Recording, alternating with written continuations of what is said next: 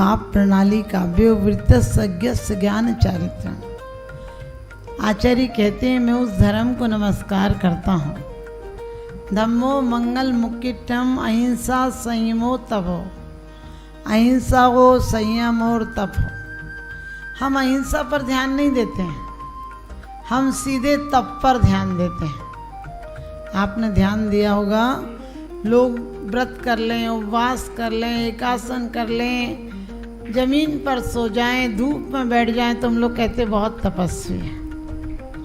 ध्यान रखना, जमीन पर सारे जानवर जमीन पर ही बैठते हैं।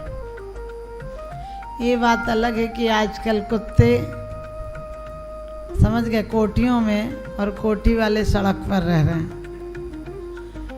ये दुनिया की अवनति है, ये हुंडा अवसर्वणिक का प्रभाव है, ये लोगों की मस्तिष्क की विक्षिप्तता का परिणाम है कि कुत्ते जैसों को आदर देते हैं और आदमी को अनादर देते हैं।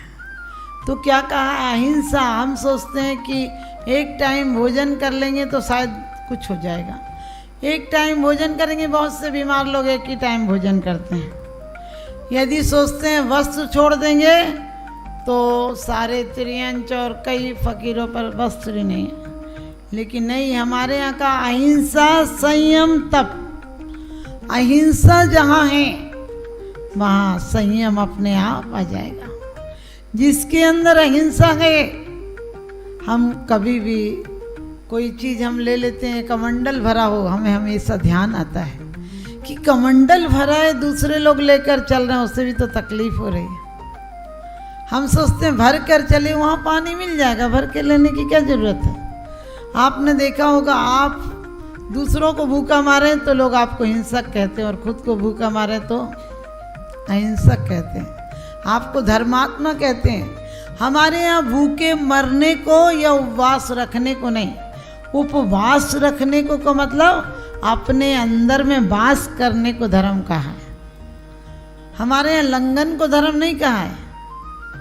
लेकिन आपने देखा होगा, हम जबरदस्ती धक्का मारकर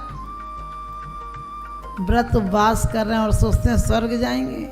हमने कि यहाँ की 4 रोटी क्यों छोड़ते हो, क्या पता वहाँ मिली कि नहीं, यहाँ खा कर जाओ। लेकिन अहिंसा लाओ ताकि तप अपने आप प्रकट हो जाए।